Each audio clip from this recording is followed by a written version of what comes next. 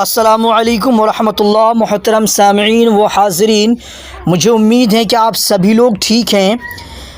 اللہ سے دعا گو ہوں کہ اللہ رب العزت آپ سب کو، ہم سب کو خیر و عافیت کے ساتھ زندگی گزارنے کی توفیق عطا فرمائے۔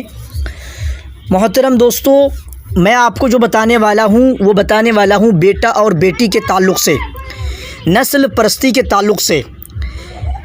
موضوع سخن ہے بیٹا اگر نعمت ہے تو بیٹی رحمت ہے، نسل پرستی۔ ایک ساس ڈاکٹر کے پاس گئی اور اس نے ڈاکٹر کو مخاطب کرتے ہوئے کہا کہ ڈاکٹر صاحب کوئی ایسی دوا دیں کہ اس مرتبہ میری بہو کا بیٹا ہی ہو۔ 2 بیٹیاں پہلے ہیں، اب تو بیٹا ہی ہونا چاہیے۔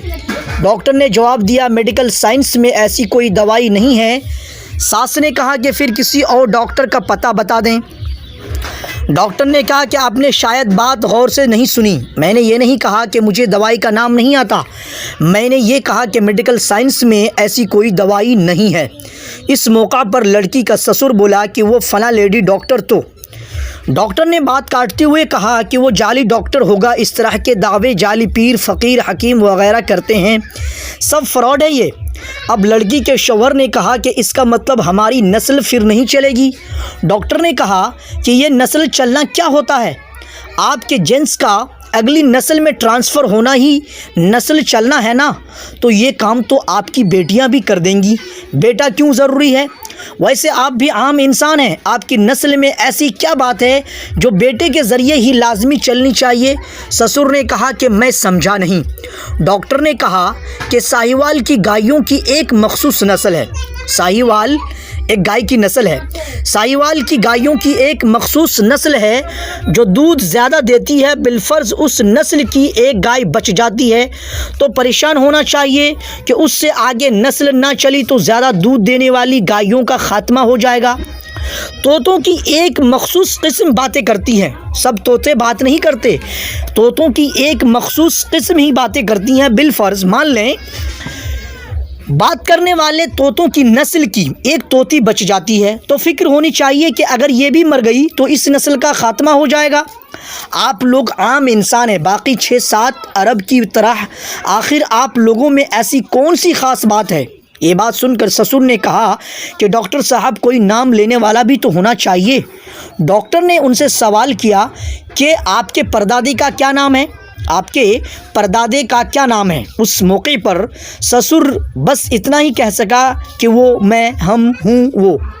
ڈاکٹر نے کہا کہ مجھے پتہ ہے آپ کو نام نہیں آتا، آپ کے پردادا کو بھی یہ ٹینشن ہوگی کہ میرا نام کون لے گا، اور آج اس کی اولاد کو اس کا نام بھی پتہ نہیں۔ ویسے آپ کے مرنے کے بعد آپ کا نام کوئی لے یا نہ لے، آپ کو کیا فرق پڑے گا؟ آپ کا نام لینے سے قبر میں پڑی آپ کی ہڈیوں کو کون سا سرور آئے گا؟ علامہ اقبال کو گزرے کافی عرصہ ہو گیا، آج بھی نصاب میں ان کا ذکر پڑھایا جاتا ہے۔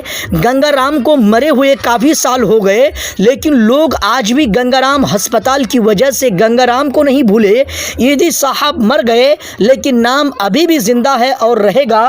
غور و فکر کیجئے، کائنات کی سب سے محبوب ترین ہستی رسول اکرم صلی اللہ علیہ وسلم کی حیات طیبہ پر اور ان کی آل مبارک پر، جن کو اللہ تبارک و تعالیٰ نے بیٹے عطا فرمائے، جن کو اللہ رب العزت نے بیٹے عطا فرمائے، بیٹے عطا فرما کر واپس لے لیے۔